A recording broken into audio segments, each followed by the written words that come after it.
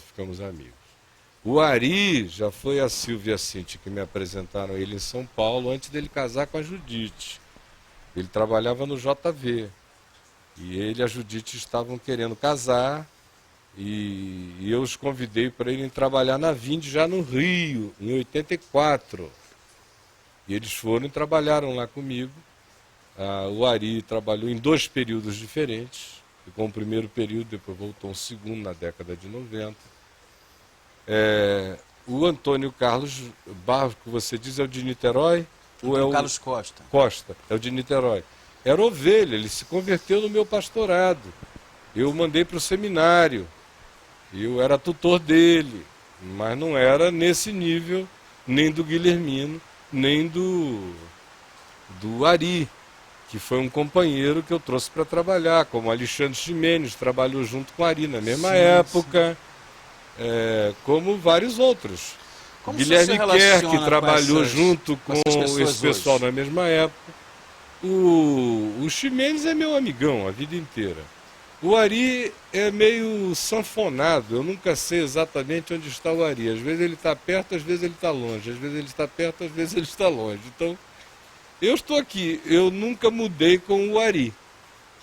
Agora, o Ari faz uns movimentos lunares que eu não entendo exatamente bem qual é a órbita do Ari. Às vezes ele passa perto, tão perto que dá uma cheirada gostosa. De repente parece que está longe, eu não sei porquê. Eu digo, o que aconteceu para ele, a órbita dele ser tão elíptica assim? Às vezes quase que corta em você, de tão junto.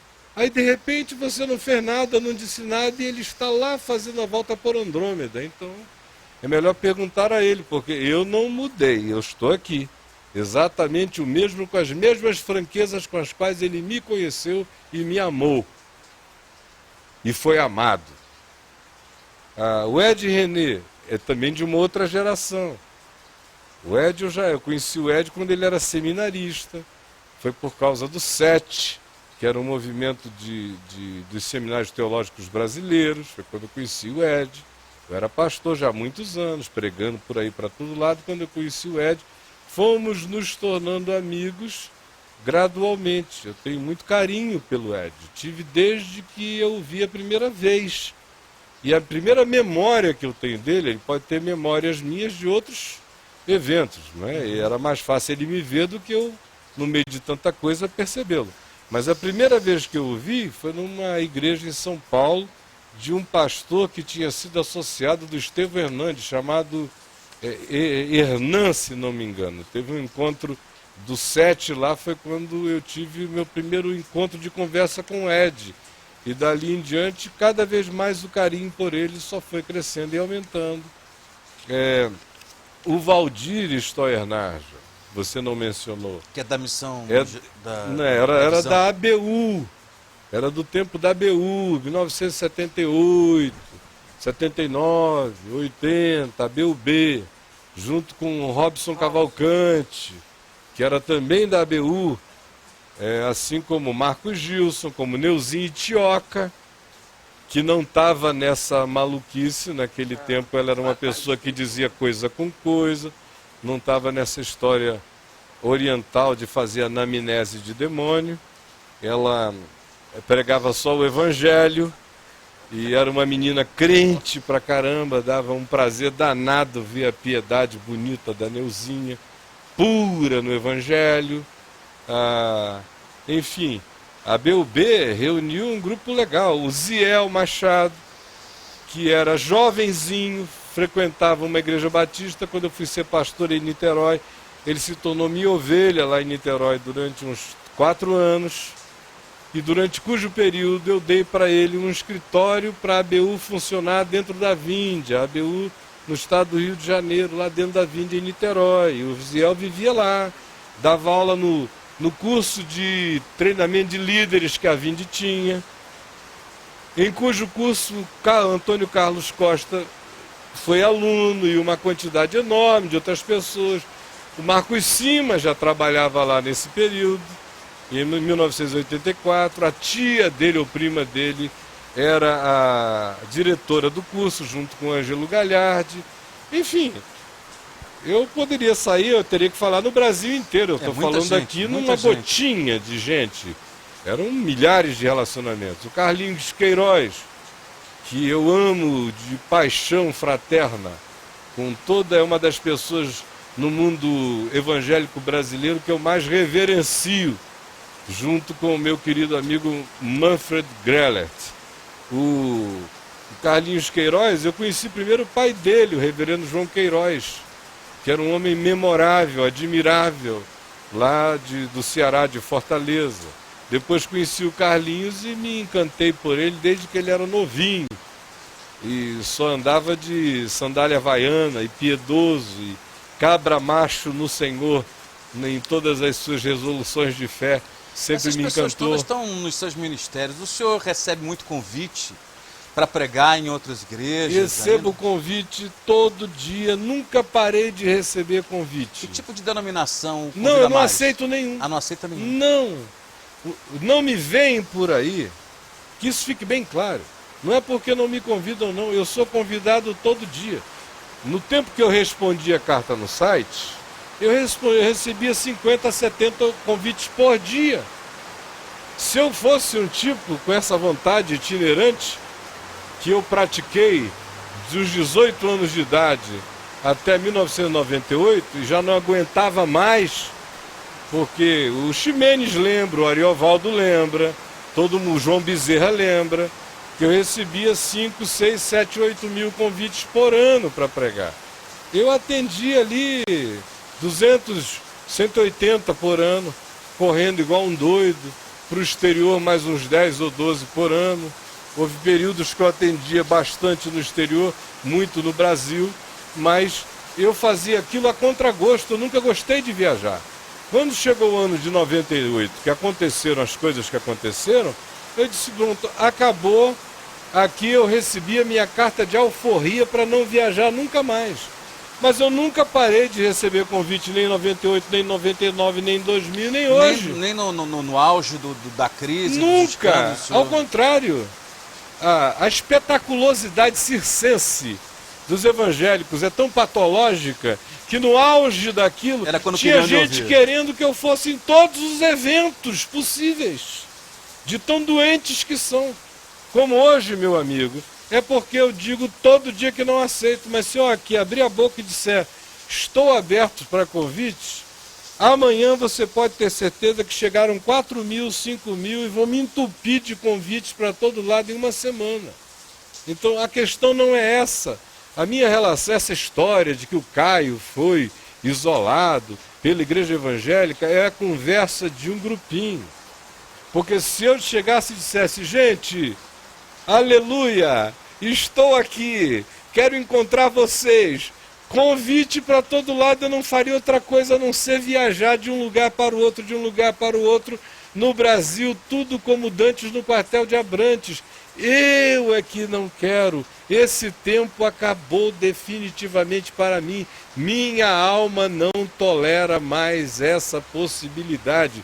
No tempo que eu tinha energia, eu praticava isso sofrendo. Hoje, eu prefiro sentar aqui e falar qualitativamente para milhares e milhares. Toda semana eu tenho um engenhão cheio sem sair do lugar, meu amigo. No Brasil e no mundo todo. Gente. E o processo de repique, de influência, e de subversão, e de penetração, e de subliminariedade incontrolável. Enquanto eu não perco o meu ser, a minha saúde, a minha paz, a minha tranquilidade, o meu convívio conjugal, a minha família, a curtição dos meus netinhos e a minha alegria de ser. Não troco isso por nada. Isso é graça de Deus na minha vida. Você está falando de um momento em que o senhor dizia que era Caio Fábio 24 horas, não é uma coisa desse Não, eu tipo? nunca disse isso de mim, não. Era... Ou é aqui a... Isso aí deve ser uma dessas coisas que só se foi o meu alter ego. Seu alter ego. Projetado de mim e ao qual nunca fui Deixa eu ir pela ordem, senão já vou me enrolar aqui. O senhor faz críticas pesadas à igreja institucional. Já chamou as denominações de cartórios. É, E diz que ninguém precisa congregar nessas entidades para servir a Deus. digo. É sabido que o senhor fala com... Eu digo que eles podem até congregar, mas não para servir a Deus. Não para servir a Deus. É. É sabido que o senhor fala com conhecimento A de menos causa. que Jesus tenha dito, estabeleci a igreja batista e as portas do inferno não prevalecerão contra ela. Estabeleci a escola dominical e as portas do inferno não prevalecerão Há contra alguma ela. coisa Agora, de boa é na que eu igreja sou mais institucional? bíblico do que eles aguentam. Mas há alguma do que coisa eles de suportam. boa? Hã? Há alguma Não, coisa de bom nas... não. Tem, claro que tem coisas boas. quê? Olha, tem gente boa. Primeiro lugar, o que tem de melhor nas igrejas institucionais? A única coisa boa que tem nas igrejas institucionais, gente boa. Alguns ministérios, eu poderia citar alguns ministérios que o senhor... Ministério para mim é gente. Que Cite só é bom alguns. se for feito por gente boa. Cite Então, alguns que o senhor você admira. tem, por exemplo, os meninos gente boa lá na Juvep, na Paraíba, anos perseverando na mesma purezinha. Você tem gente boa aí envolvida em tantos braços da Jocum, embora eu tenha críticas a algumas filosofias globais da Jocum, mas está lotado de gente boa. Tem gente boa em ministérios os mais diversos, penetrados aí nos lugares mais distintos, em favelas, em comunidades diferentes, em bolsões de carências, lotado de gente boa. Tem igrejas grandes, onde há um pastor paspalhão lá na frente, mas está lotado de gente boa, sentada ali embaixo, gente que ama Jesus, que ama a palavra, gente que não sabe o que fazer nem para onde ir, que sente pena daquele indivíduo, que faz negócios para todos os lados com quem apareça, e que são pessoas que continuam muito mais vinculadas àquele grupo pelas relações fraternas, até do que por causa do elemento conceitual que elas ouçam pedagogicamente do chamado púlpito. Tem gente que suporta o púlpito para não perder as relacionalidades, a fraternidade e o convívio de anos, dizendo esses caras vão passar, as modas deles vão passar, mas a gente vai continuar amigo aqui. Então, o que tem de mais importante é a única coisa realmente preciosa que as igrejas institucionais têm, que qualquer que seja a instituição humana tem. São pessoas. Pessoas. Porque mesmo se você pegar uma instituição que viva do promulgamento da justiça, a melhor justiça será corrompida por pessoas corruptas, meu irmão. Você pode ter os princípios com os melhores axiomas de justiça aqui no Supremo Tribunal de Justiça, mude os juízes que você vai ver como se vão promulgar e decidir as coisas mais aberrativas possíveis. O choque dessas pessoas é que eu não direi jamais que entidades têm valor superior a seres humanos. Ou seja, voltando então, tentando preservar o que é bom e o que é humano, o senhor iniciou o seu próprio caminho. Né? Não, eu dei sequência a um caminho. Deu sequência ao seu caminho, preservando o aspecto positivo, que era o crer. O senhor é a opção que o senhor decidiu seguir.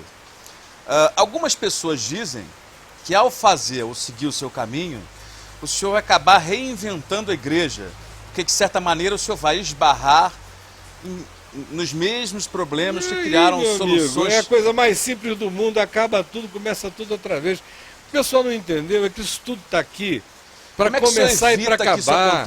Meu amigo, se o grão de trigo caindo na terra não morrer, fica ele só. Mas se ele morrer, ele dá muito fruto. O problema do pessoal é que eles querem eternizar o grão de trigo. E eu não, acho que ele tem vida cíclica. É aquilo que diz o livro de Atos dos Apóstolos, Davi viveu e serviu a sua própria geração. Eu só tenho o compromisso de servir a minha geração. Eu não estou aqui instituindo nada. A reforma protestante queria ser isso. Aí não deixaram ela ser, ela virou algo que se tornou. Se reformando sempre. Tem que ser, e morrendo sempre. Senão você começa a obra que nega o espírito do reino, que é colocar remendo de pano novo em veste velha, pegar o vinho novo e querer enfiar no odre antigo. Ou seja, o senhor briga contra a institucionalização. De qualquer coisa, olha, eu já acabei coisas que eu tinha começado no curso da minha vida. Ninguém duvide de que se Deus me der vida longa e alguma coisa que eu tiver feito hoje estiver se corrompendo, eu mesmo vou lá e termino. Nesse aspecto, eu me lembro não. que o senhor, de certa maneira, preconizava uma espécie de horizontalização na hierarquia organizacional do caminho, evitando cargos e títulos. Nós e só coisas desse funcionamos tipo. baseados em dons. Mas recentemente o senhor nomeou presbíteros e diáconos para a sua sede. Isso foi uma... Baseado em dons. Baseado em dons. Não em hierarquia. O senhor cedeu para o prático. São dons de serviço. Ok. Mas não são hierarquias. Então elabora melhor Na isso. igreja institucional, um presbítero é um ser superior na hierarquia. Ok. Um diácono na igreja batista é um ser superior na hierarquia. Um pastor na igreja institucional é um ser superior da hierarquia local, ou bispo, dependendo das nomenclaturas desses grupos. Aqui no Caminho da Graça, o mentor é um ser superior em alguma hierarquia? Não. Ele não tem poderes especiais, prerrogativas especiais, ele é só uma pessoa mais sábia entre os irmãos. Como o mentor é feito? De observação. Como qualquer outra coisa. Quem decide que alguém pode ser como mentor Paulo- ou não mentor? É o choque de encontros, é a observação de muitos dizendo, poxa, quanta sabedoria fulano tem recebido e manifestado. São opiniões múltiplas de muitos. Agora, a gente se reúne num concílio para dizer quem vota em fulano como mentor, não. Isso do ponto de vista prático de plantação de igreja não é complicado? Né? Como é que o grupo tem que ser fundado, a estação que o senhor chama? Mas ela acontece, Você meu não amigo. dificulta o processo de plantação de Ela igreja, acontece. já que Nós não estamos industrializando o plantio de mangueiras aqui. Isso está muito claro. Entendeu? Mas A gente está naquela simples e boba de Jesus. Nós estamos bobinhos como Jesus. Sabe? Só dizendo assim, o semeador saiu a semear. E ao semear, uma semente caiu à beira do caminho. Poxa, na agronomia moderna ninguém pede semente à beira do caminho, você cava o suco e o computador bota tudo ali. Mas Jesus é bobo. Uma cai à beira do caminho, outra cai num solo rochoso. Quem é que hoje se dá o trabalho de plantar onde tem solo rochoso? Você já põe o sonar, vê até onde é que vai. Jesus ainda está nessa de deixar acontecer. o senhor exerce algum tipo de controle sobre os mentores? Nenhum. Doutrinário? De nada, controle de coisa alguma. Eles têm o Evangelho e todo dia o que eu digo a eles é leiam o Evangelho, porque é o Evangelho que me julga, é o Evangelho que julga vocês, e ninguém julga ninguém, quem nos julga é o Senhor. E bem-aventurado é aquele que for homopneumáticos, homem espiritual, para julgar-se a si mesmo pelo Evangelho. Agora, pergunta ao Chico se a gente tem tido problemas com pessoas. Eu não Corre o tenho risco, tido. então, de uma pessoa que frequente a Estação do Caminho de Maceió encontre um discurso diferente da pessoa que frequenta o caminho de Goianésia? Pode encontrar, mas por é conta mínimo. dessa... É mínimo. Como é que o senhor garante essa Tudo mínima isso- diferenciação, Todo uniformidade, esse numa estrutura tão solta? toda essa e convergência hierarquia? não é solta porque a gente crê no Espírito Santo. O Espírito Santo é vivo. Isso é uma boa notícia. O Espírito Santo é O senhor vivo. conta com a tecnologia do Espírito Santo. Pelo amor de Deus, Jesus, não foi o que João disse? Sendo mais radical ainda, e não precisareis que ninguém vos ensine, porque tendes a unção que vem do Santo, e ele vos guiará. Não foi essa a promessa de Jesus? Eu continuo nessa bobeira, eu continuo nessa besteirinha. Então, primeiro, o Espírito Santo é real. Segundo, de Gutenberg para cá, o que eram cartas e livros espalhados estão reunidos num aglomerado facilitador de leitura. Terceiro, o que eu ensino a eles, e que a meu ver é o pulo do gato diferenciador do Caminho da Graça, é que no Caminho da Graça, um eixo central, a hermenêutica central do Caminho da Graça é Jesus. Jesus é a chave hermenêutica interpretativa. Então você não tem que se perguntar o que Barth disse, o que Bultmann disse, o que Berkoff disse, o que Bancroft disse, o que Calvino disse, o que ninguém disse. A única pergunta é: se Jesus é o Verbo encarnado e ele encarnou toda a palavra de Deus, no que disse, no que viveu, no que gestuou, no que manifestou, no que encarnou, então a pergunta é o seguinte, a única: o que é que deve ser chamado de evangelho para a vida, que não esteja contido no espírito do que Jesus disse, ensinou, viveu, gestuou e praticou? Deixa eu recolocar a pergunta Aí, baseado na sua história e nas coisas sobra, o que não se fez no encaixa, passado. o que não se encaixa aí sobra, meu O irmão. senhor colocou muito claramente a importância da missão integral, né? O senhor tem toda a credencial, pelo que nós conversamos aqui no início da nossa conversa, para falar sobre isso. A estrutura do caminho, como o senhor falou, é a estrutura da tecnologia do Espírito Santo, da semente que nasce, do mentor que surge, da certeza de que... Dos dons que a gente observa, dos dons que é são igual a minha observados. mangueira, se ela não der fruto, ela pode ser mangueira, mas é uma mangueira que não dá fruto. Agora, se ela dá fruto, ela dá fruto. Na missão integral, o aspecto da missão integral e do evangelismo não ficam mais dificultados nesse momento? Ou seja, Não, ao contrário, é só você ter a paciência não industrial que Jesus tinha e que o Espírito Santo tem, de deixar as pessoas manifestarem o fruto da sua vida.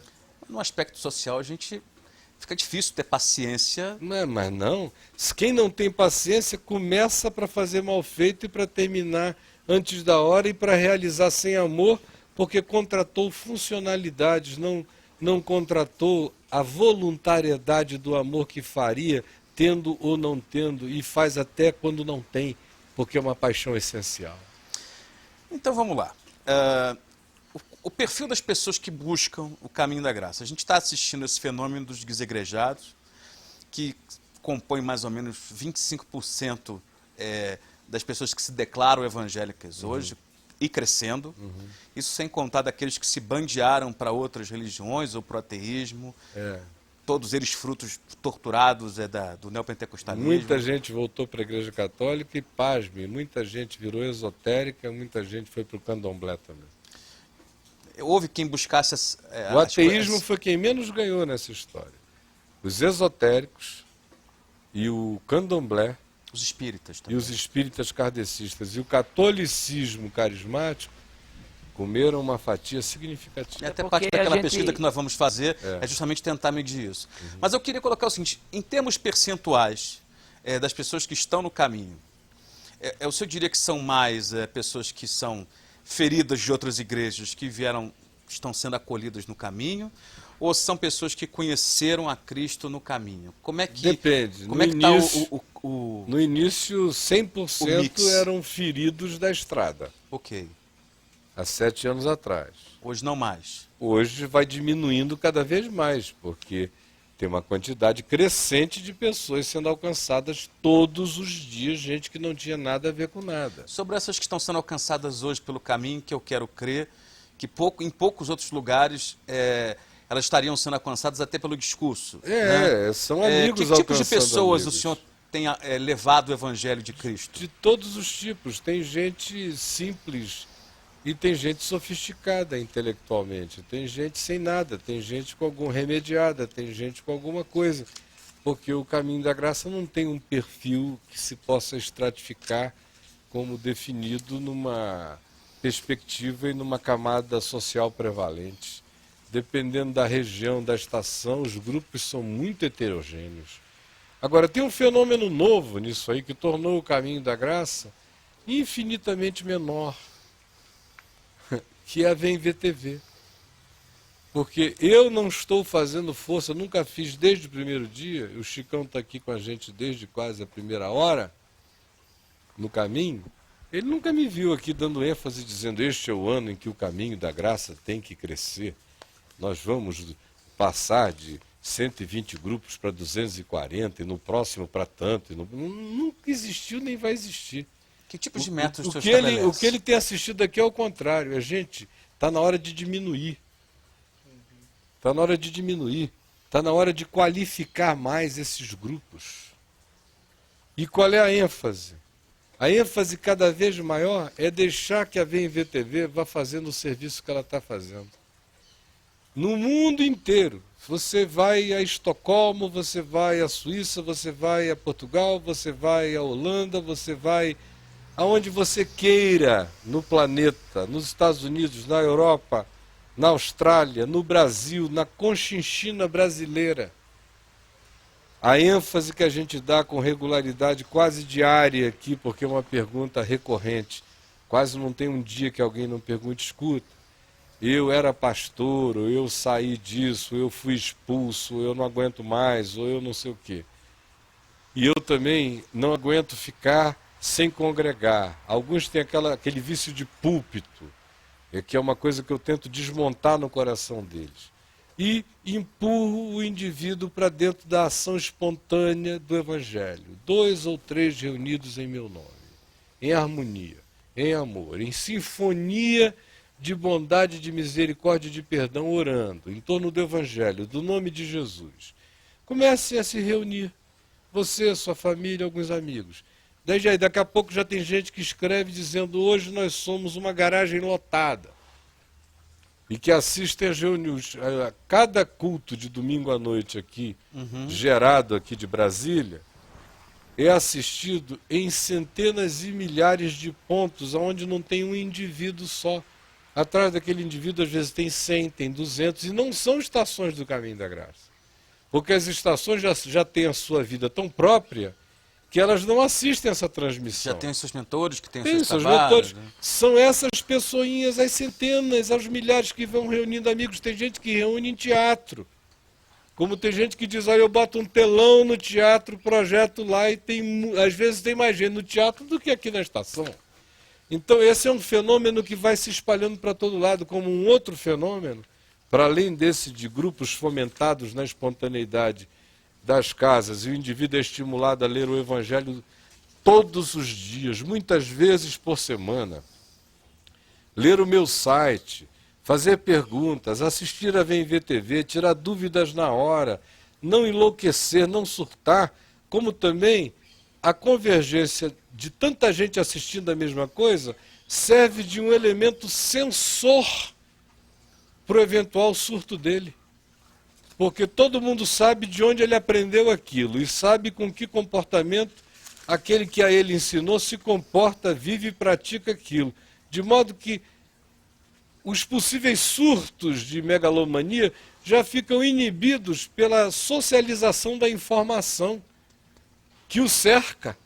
De maneira que todo mundo sabe em que espírito ele começou aquilo, baseado em quê, e se ele não andar coerentemente com aquilo, ele está transgredindo aquele espírito. Ninguém o disciplinará, ele ficará sozinho. Então deixa eu tirar algumas provocações que são mitos que existem em torno do Caminho da Graça. Eu gosto de provocações. O senhor é visto como, por muitos como um líder que advoga ou aceita uma liberalidade nos costumes que não é o padrão médio. O senhor é visto. O senhor é visto, isso é um fato. Por muitos como um líder que advoga ou aceita uma liberalidade dos costumes que não é o padrão médio dos que seguem a religião evangélica. O senhor está bem acompanhado, é verdade. De maneira que as pessoas imaginam que no Caminho da Graça vão encontrar uma permissividade que não é o padrão que se encontra na igreja evangélica. Por exemplo, o incentivo à prática sexual entre jovens, o incentivo ao divórcio, aos casais em crise. São os mitos que existem. Homossexuais praticantes em funções eclesiais de liderança. Não tem. O senhor poderia comentar essa percepção? Ela é verdadeira, falsa? Quem é que suscita essa... Quem suscita é o diabo, meu irmão. Já tem nome, já tem nome. Sendo bem franco, é o diabo na cabeça de montes de malafaias severos e doidos de todos os tipos por aí. Porque no passado era o severo esse negócio dos homossexuais, que é uma fixação dele, ele precisa de ajuda psicoterapêutica. Alguns dizem que não. De ajuda psicoterapêutica. Nós temos esse amigo em comum, você sabe disso. Muito sério. Nós somos Agora, isso aí foi, cada um fala o que quer. Agora, não é nada disso.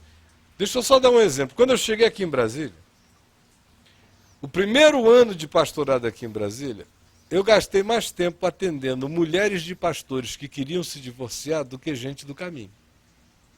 Eu só tocou num ponto. Pastor batista, pastor presbiteriano, pastor da Assembleia, pastor pentecostal, pastor de todo tipo, eu ajudando-os a não se A divorciarem. restaurar os casamentos. É. Porque o senhor, em função de uma frase que o senhor disse Lá uma no Caminho vez, da Graça, a que o gente seu tem gente que divórcio chegou foi uma divorciada e se liberação, recasou. As pessoas acham, pois é, as pessoas acham que o senhor é um defensor do divórcio por ter dito em determinado momento que o seu próprio divórcio foi uma libertação.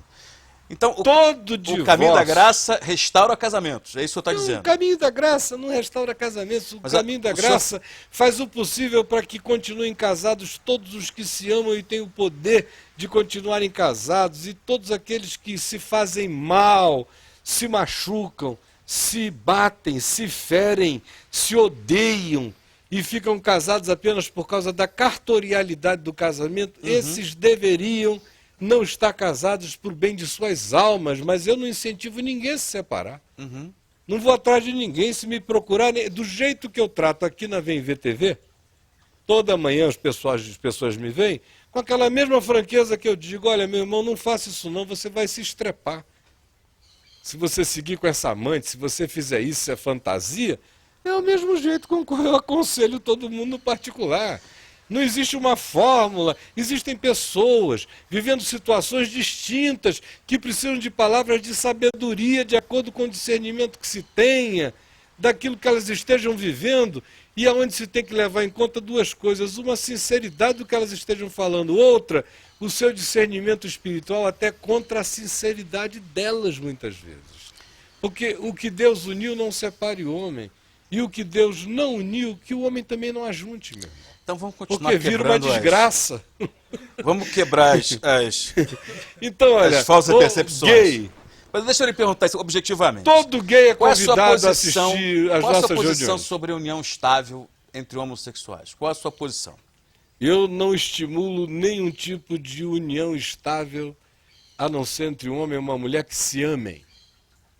E também não sou homofóbico e nem E do ponto de persecutório vista acerca de nenhum ser humano. legal, de um casal que constitui um patrimônio. Eu não faço esse casamento. Agora, eu acho o seguinte: se você e o Carlos, que tem uma sociedade, não são gays, Uhum.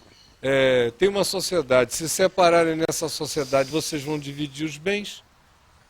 É uma relação societária, meu Ok. amigo. Não, nada mais do que uma relação societária.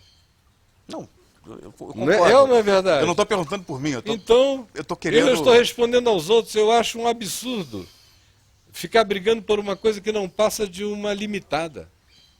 Então vamos falar É de uma uma empresa proposta, limitada. da proposta da PL, Construíram da famosa juntos, compraram PL. uma casa juntos, se separaram, dividem no meio. Ou então, um botou 70, outro botou 30, cada um leva a sua parte, como em qualquer sociedade. Mas tem a aposentadoria também envolvida, tem uma série de outras questões que tem que ser respeitadas. Aleluia, que bom. Que são questões do Estado. Do Estado, não tem nada a ver com a igreja. Laico. Qual é a sua posição especificamente sobre a PL 122, que é uma espécie de... Nunca entendi por que os evangélicos ficaram se sentindo tão ameaçados com essa PL. Sabe? Que é uma PL anti-histrionismo, anti-histerismo, anti-agressão. Mas ela não obriga ninguém a virar gay, não obriga, não é uma legislação de imposição, é uma legislação de concessão. de concessão, né? Então, agora, o grande problema naquela PL, que os evangélicos não queriam ver, porque só estavam pensando no seu direito de ofender, que ia ser supresso. Uhum.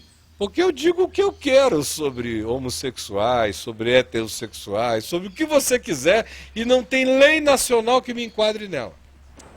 Pode sofrer um processo, eventualmente, como qualquer um. Mas não Mas tem, a é gente um sofre processo por direito. razões, inclusive, as mais É variadas. um direito de expressão. É um direito de expressão. E de defender a expressão. Agora, que também é extremamente amenizado pelo modo de dizer, Uhum. pela energia do dizer. Porque alguns desses indivíduos dizem isso de maneira homicidamente canina na energia que exalam de ódio contra o próximo. Pois bem, tem um aspecto nessa PL que não se estava levando em consideração, que tem a ver com os skinheads, com os neonazistas, com esses grupos de malucos que saem de madrugada matando gay para todo lado por aí, os evangélicos só estavam olhando para o umbiguinho deles. A gente não vai mais poder na televisão dizer que todo mundo está indo para o inferno. Como se dissessem, né? Porque a gente não escuta isso.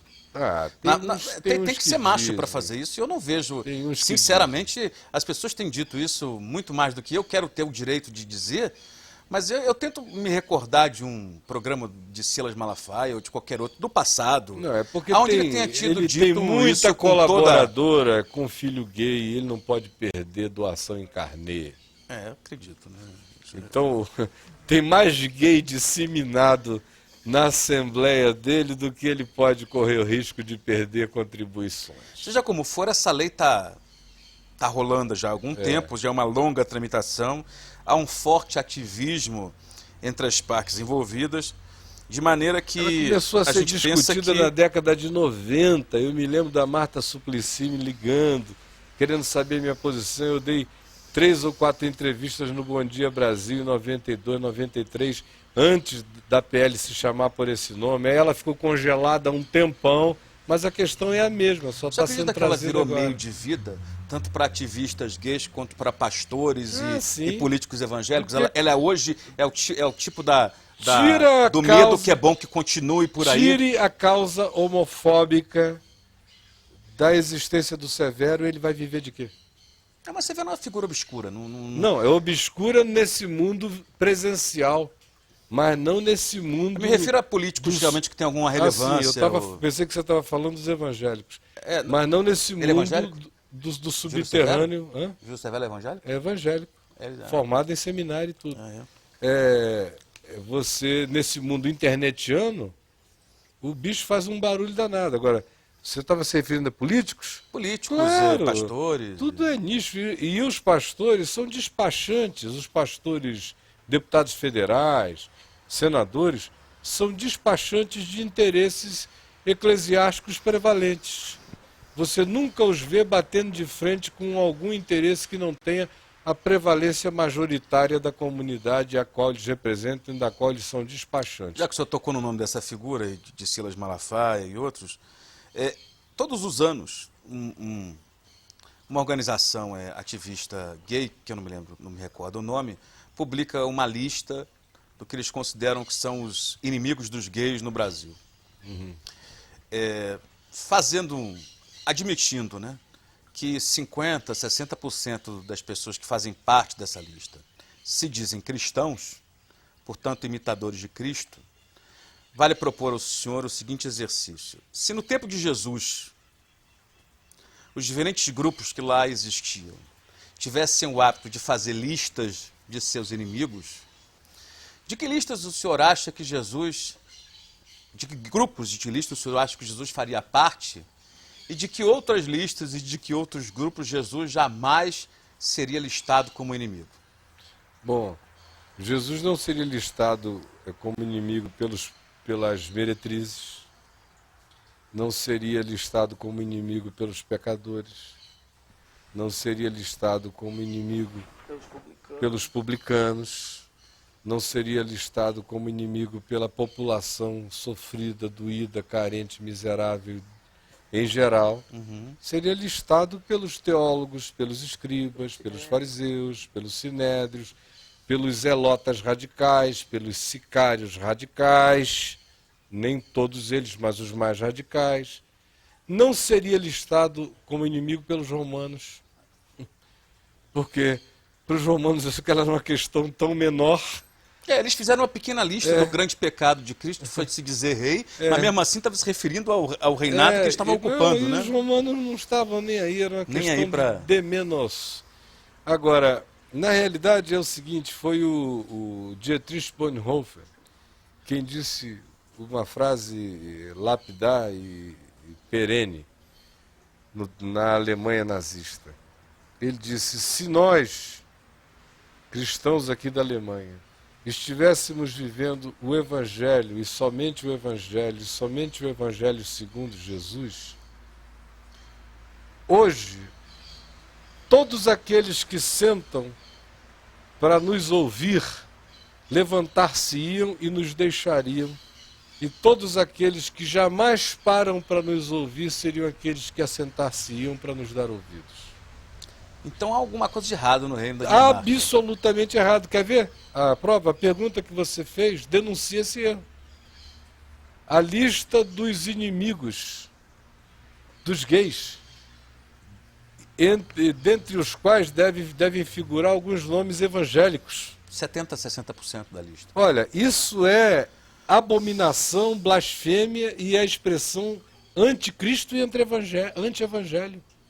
Aonde é que alguém que carrega o amor de Deus no coração vai ser inimigo de quem quer que seja? Você ficou chocado quando eu disse que se o Macedo quisesse conversar comigo, eu conversaria com ele, mas se ele precisar da minha ajuda, eu o ajudo até a morte, como ser humano. Como Silas sabe disso. Como você está vendo aqui no meu rosto, que não tem uma energia ruinzinha, negativa, na direção dele nenhuma. Se precisar de carinho, de amizade, se fizer alguma loucura, se estoporar, e se todo mundo disser, olha, ninguém quer nada com ele, ele pode ter certeza, eu quero com ele, não por nada, ele pode não ter nada, ele nunca me deu nada, eu nunca quis nada dele, mas eu oro todo dia para que ele não morra nesse estado histriônico, nervoso, elegendo inimigos para o Evangelho, quando o Evangelho é o Evangelho da reconciliação, da paz, da misericórdia, porque Deus estava em Cristo reconciliando consigo o mundo, e se Deus estava em Cristo reconciliando consigo o mundo, só alguém que tenha perdido o espírito do Evangelho elege inimigos.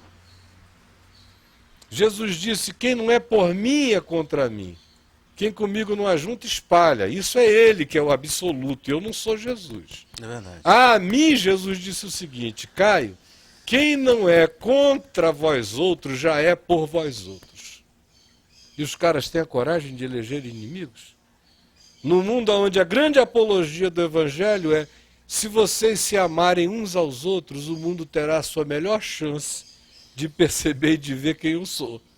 Agora, se Caio, vocês não se amarem, ninguém vai enxergar nada por nenhuma apologia. Como é que o Caminho da Graça acolhe os membros homossexuais praticantes?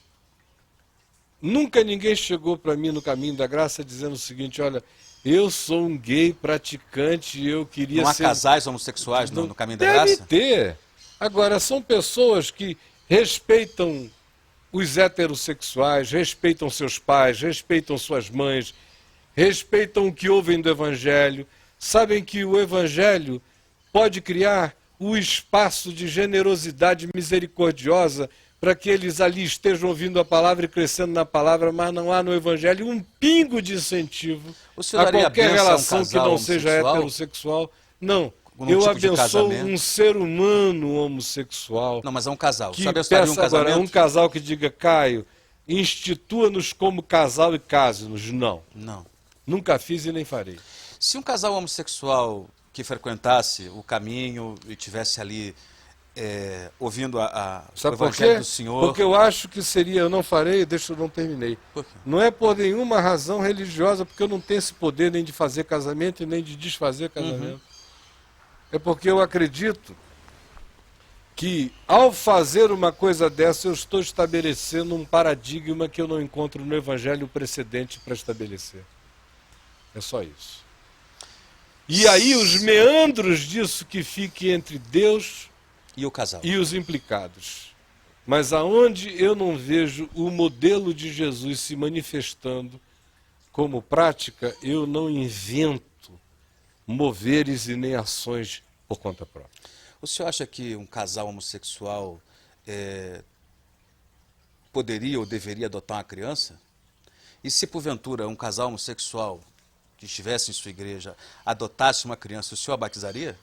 A criança não tem nada a ver com nada. Eu sei. Assim como Lutero sepultou o suicida que a Igreja Católica não queria. Não quis sepultar. Quis sepultar. Meu amigo, eu sou livre como o Evangelho, eu quero ser livre como o vento, eu sou nascido do Espírito. E Jesus disse que todo aquele que é nascido do Espírito é assim. Você não sabe de onde ele vem nem para onde ele vai. Agora, a instituição religiosa não suporta essa liberdade. Eu batizo o filho do Gadareno, se a Roberta Close vier para o Caminho da Graça com o marido dela e o Espírito Santo se derramar sobre ela, ela se quebrantar e ficar lá, ela vai ficar lá. Eu não vou ordená-la pastora, ministra, é, mentora, nem nada, mas vai frequentar as nossas reuniões, vai frequentar o grupo de mulheres, porque ela se sente mulher até o talo. Seria um contrassenso ela sentada aqui no cabra macho, sim senhor. É verdade. Pelo Não amor de ia ficar Deus, bom, não ia meu ficar amigo. bom. Agora, quem não suporta a sinceridade, a verdade e a propriedade das minhas declarações, vá tentar dormir com esse barulho, é só isso. Não, eu diria que as suas declarações agora estão claras, porque há as suas declarações e há as declarações que fazem pelo senhor. É. Né?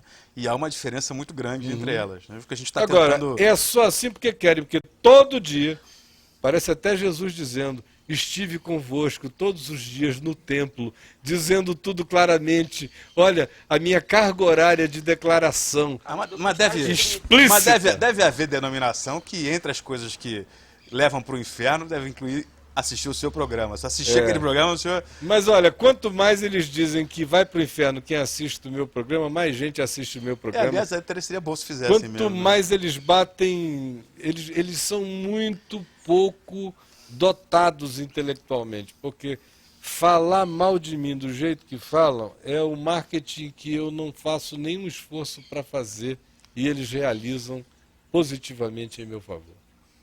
Todo dia tem gente dando testemunho aqui, olha, bateram tanto em ti Que eu vim aqui que assistir eu vim pra aqui, ver. ó, tá ali um ali atrás, ó, aquele câmeraman ali, ex-pastor presbiteriano. Me conheceu lá no seminário de teologia. Falaram tão mal de mim, que ele é de uma geração bem mais jovem, que ele não tinha ainda tomado consciência de mim, nasceu na fé depois. Mas era todo dia professor, aluno, não sei o que, falando mal de mim. Ele entrou no Google, Caio Fábio, entrou lá, tá ali.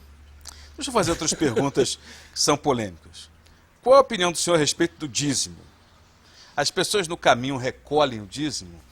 O dízimo Gente, é uma recolhe ofertas. ordenança do Novo Testamento? Não. Não. O Novo Testamento está baseado em 2 Coríntios 8 e 9, é espontaneidade, é amor, é alegria. Está baseado na lei da proporcionalidade. Quem pode mais dá mais, quem pode menos dá menos. Quem não tem o que dá, não dá, recebe. Pastor, alguns que defendem a hermenêutica desse texto em cima de uma questão de oferta alçada e advogam que isso se aplica apenas àquele contexto da necessidade de Jerusalém. Como é que o senhor podia nos trazer luz sobre isso? Eu só sei que Paulo saiu de Jerusalém com a recomendação de Tiago dizendo que era para ele não se esquecer dos pobres em momento algum. Só sei também que Paulo em Romanos diz que é justo que aqueles que recebem bens espirituais daqueles que os ministram, os galardoem e os ajuem com bens materiais. Sei também que em Gálatas o mesmo princípio é ensinado. Sei também que em Lucas 8, com toda a capacidade de transformar água em vinho, de pegar 5 pães e 2 peixinhos e fazer alimento para milhares e milhares, Jesus era sustentado pelas ofertas práticas e objetivas de algumas mulheres da Galiléia que o serviam e de alguns outros.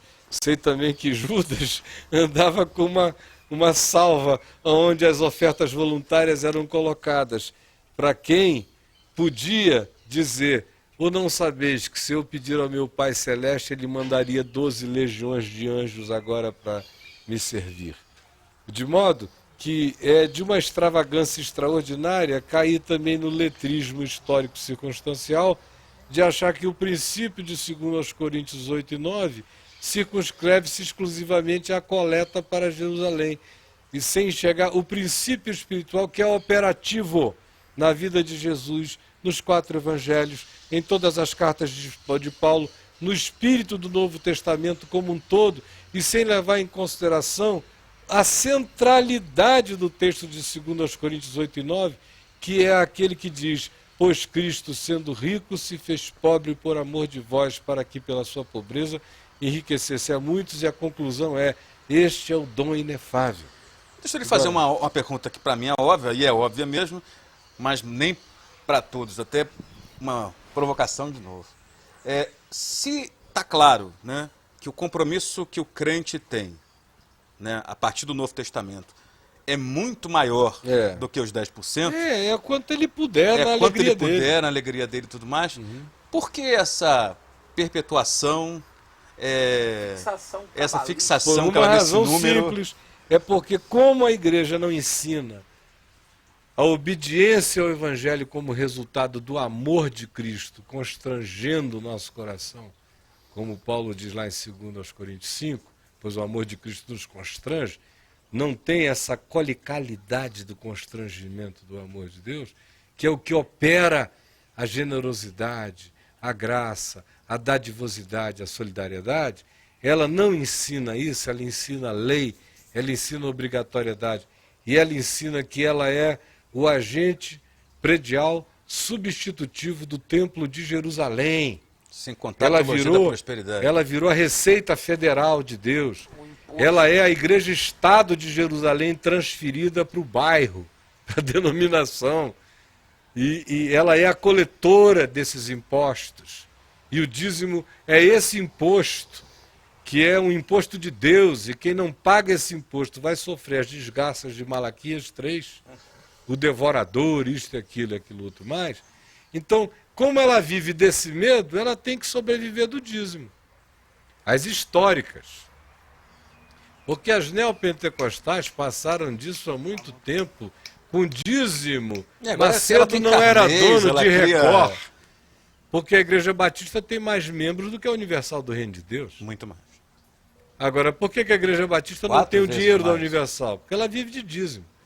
E o Macedo vive de quê? Vive do cêntuplo do Tudo. dízimo. Como me disse o Dr. João Roberto Marinho, em 1990, me chamou para uma conversa e me falou: meu filho, eu estou perdido com este Macedo. Sabe por quê? Porque a Rede Globo de televisão no passado investiu $1 bilhão para faturar 400 milhões de lucro. E ele investiu nada e faturou 800 milhões de dólares.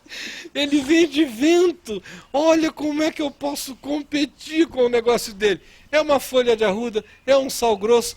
E o potencial é o seguinte: você venha, você traga todo dia, você entra na corrente. Se você quebrar a corrente um dia, você volta para o fim da fila. O sagrado sempre foi um Aí, meu excelente... amigo, Isso é não um vai sagrado, combinar nunca com a é um sagrado generosidade com que prazo de garantiria- validade diário, que tem que ser renovado o prazo de validade todo dia, porque se você quebrar a corrente um dia, você volta para o fim da Se a fila, rosa tem que ungida começar murchar, você tudo tá de perdido. novo, e Deus só ouve orações que tenham inscrição de mamon. Pois há um só Deus e um só mediador entre Deus e os homens, mamon. A grana da mediação e Eu do ouvi um sacrifício. comentário recente de que esses feiticeiros do sagrado transformaram a moçada da Idade Média, das indulgências em simonias, em criancinhas inofensivas de escola dominical. São, Nas suas práticas. são tolinhos. A simonia São virou tolinhos. coisa de São tolinhos. circo, meu amigo. O senhor teria declarado que as igrejas deveriam pagar impostos sobre o que arrecadam com os fiéis. Isso é verdade? Não, O senhor nunca fez essa declaração? não.